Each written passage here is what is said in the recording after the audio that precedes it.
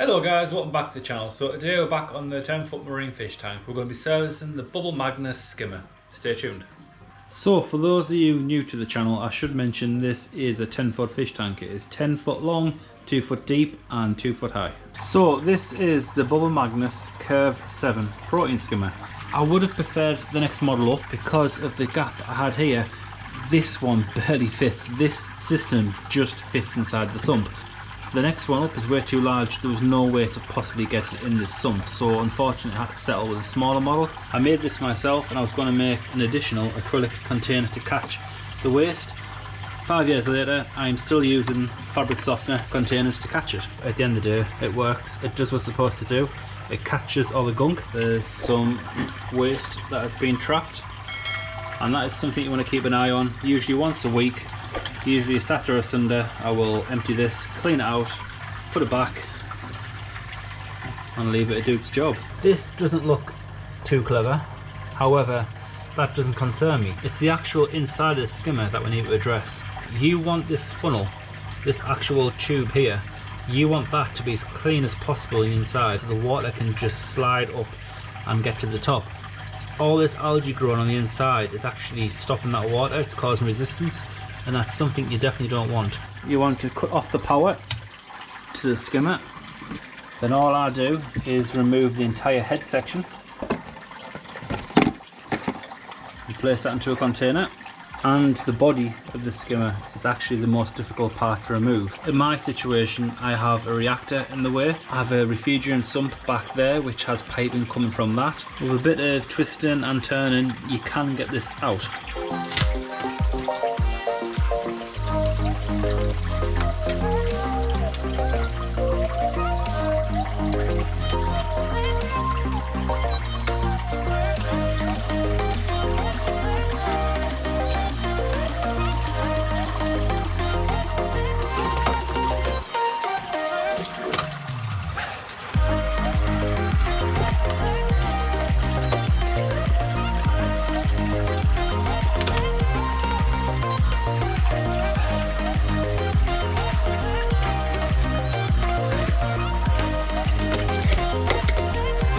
The next step, you will need a sink. I wouldn't recommend washing in a bowl because it's much easier to clean a stainless steel sink than it is a dish. So before I clean them thoroughly, I like to get the thick off because as you can see, all that in there, it's like a thick sludge. Using this from the fish tank, this is for cleaning acrylic.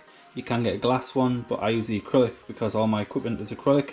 The sump is acrylic. The only thing that is glass in my system is the actual tank. And for cleaning the glass, I use this guy here.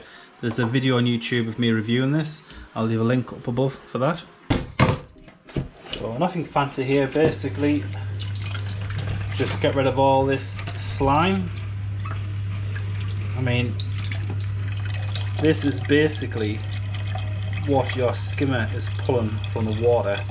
I mean, it's fish food, but it's fish waste, and it's just nasty. I mean, you can see why people recommend to use a protein skimmer because you don't want that in your tank.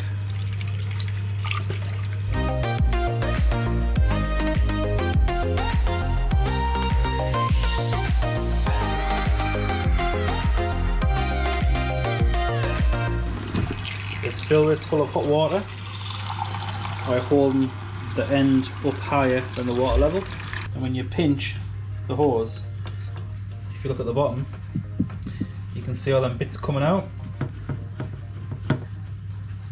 As you can see, it's not that wide inside of there, and if you leave this to grow for months, maybe even years, eventually this will get so thick that the water will not pass down, that this will gradually fill up and overflow. You do not want this leaking on your floor. It doesn't have to be perfect. At the end of the day, this is a tool for your aquarium, which is going to get dirty.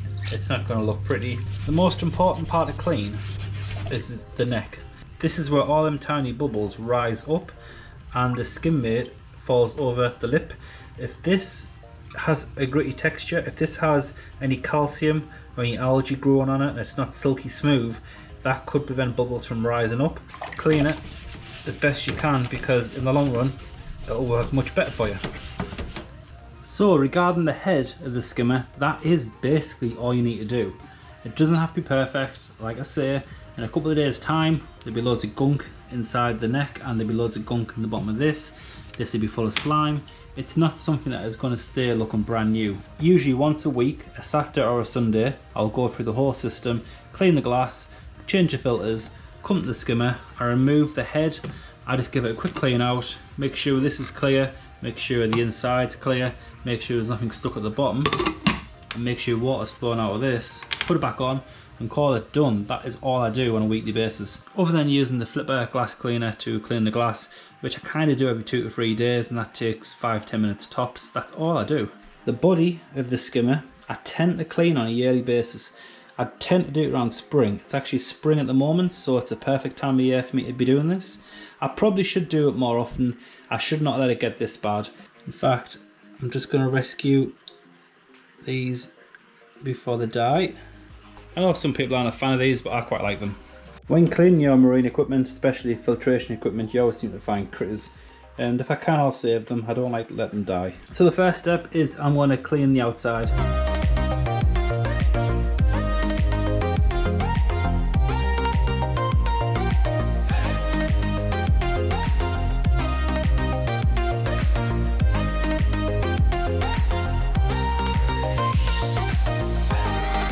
So the next step is these clips at the bottom. This black thumb screw, basically there's 4 of them, so you need to release all 4 and that will allow the bottom to come off. And what you want to do is move these clips around so they're pointing outwards. Once you have them all undone, you need to remove the inlet nozzle.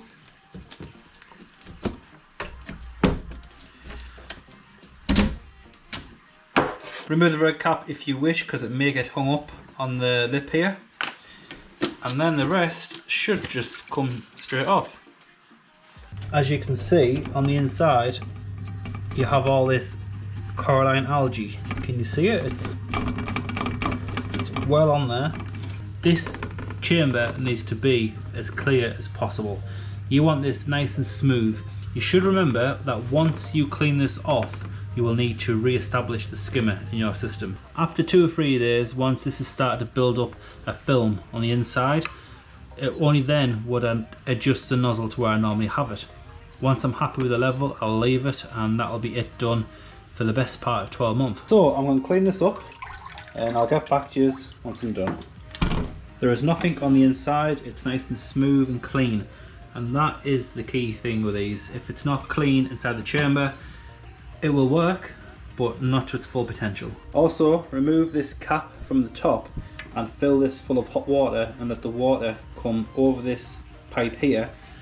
It will come out of here.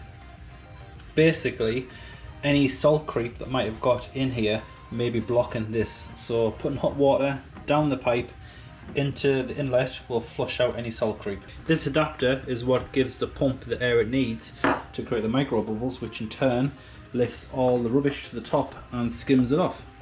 That is the head and the body cleaned up. The next is the pump. The inlet for the water and the air goes into the pump through here and is pushed up through the top. This diffuser is what creates all them perfect micro bubbles. As you can see, this is full of algae, string algae, and actually algae I'm growing in the tank. All these holes here have been machined like this to allow the perfect amount of airflow and water flow. So anything that is blocked, like these holes here, is basically making this not work to its full potential. I think I might drain out this swamp water and put some fresh in and get this cleaned. So this basically comes to pieces like everything else. You remove this thumb screw at the top, like so. This comes in too, and the pump itself, if you push this lever in at the side, you can push that in and the pump should slide back. And next, just give it a clean.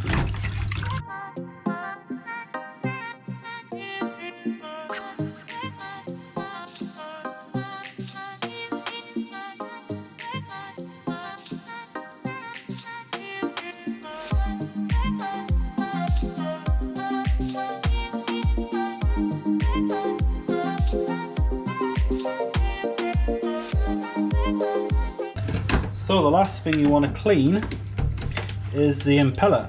Basically, just rotate the front and then we remove the front cover. And what you want to check, if I can get this out, you want to clean the inside, clean the magnet, and make sure this is free of any debris or anything that shouldn't be in there, such as algae, because it's these fine little bristles which give you the performance of the skimmer, and if the water and the air can't flow through this correctly, you won't get good results. Be very careful with these because these are very brittle. I've had this skimmer for 5 years and this is by far the longest lasting skimmer I've ever owned, and normally these will break quite easily. They go brittle and after a year or two you tend to find 1 or 2 snap off. This is still going really strong.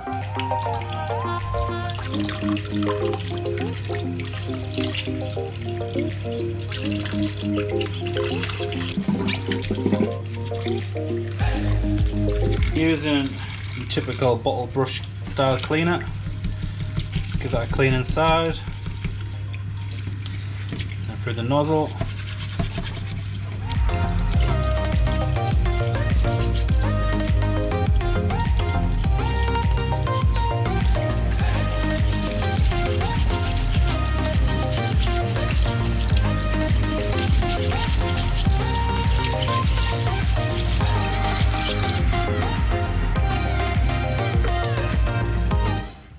Slides in like so. Apply the front.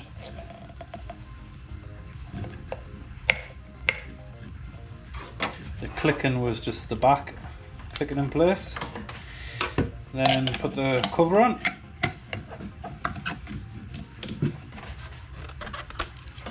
Put the pump back onto the base.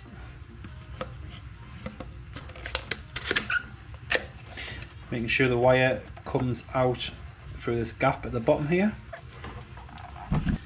Put on the plastic trim and the top cover, and I always put the flat bit where there's no holes over the actual outlet of the pump. I think that's the right way, it's the way I've always did it. It's seemed to be okay since, and that is it. That should just slide over like so. Put the tabs over. This comes around the front and plugs into the front of the pump.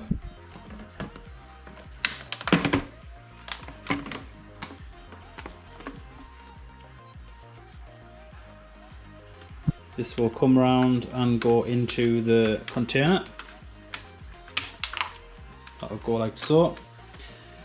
And that is it, guys. That is basically how I service my Bubble Magus Curve 7 skimmer every year.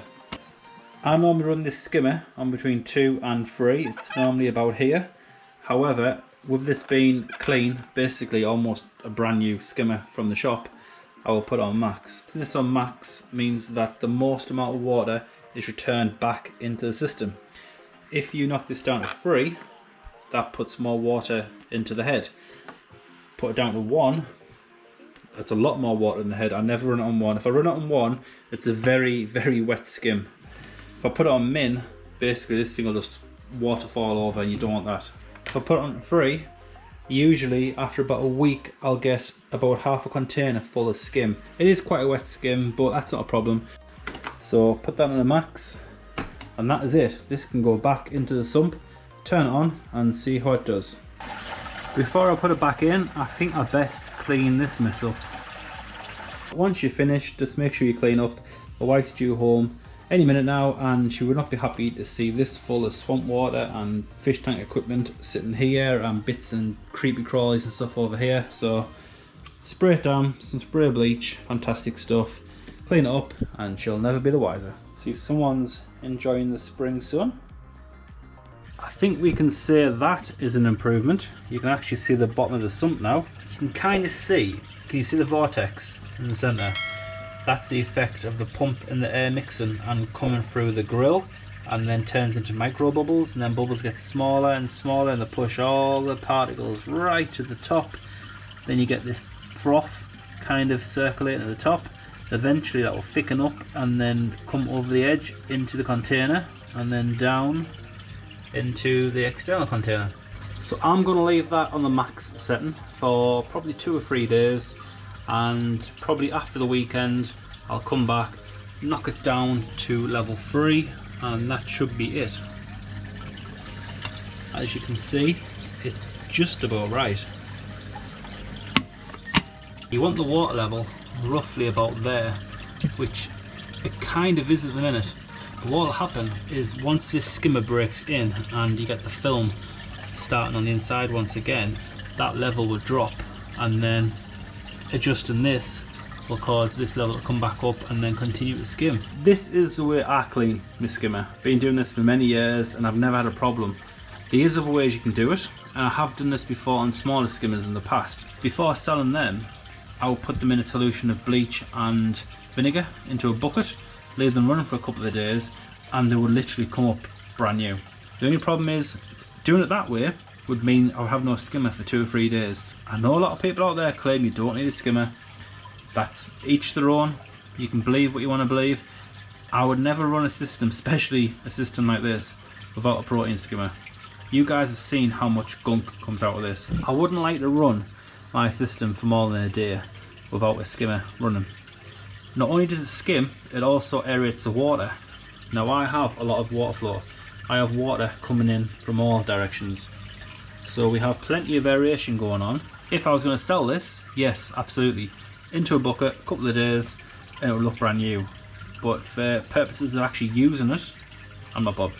So I think I've basically covered enough of the basic maintenance of a protein skimmer, just to show you a bit of understanding of how it works and how I use it in my system and how effective it is for myself. So for the time being, guys, thank you for watching. Like always, please like, subscribe, comment down below, and I'll see you in the next one.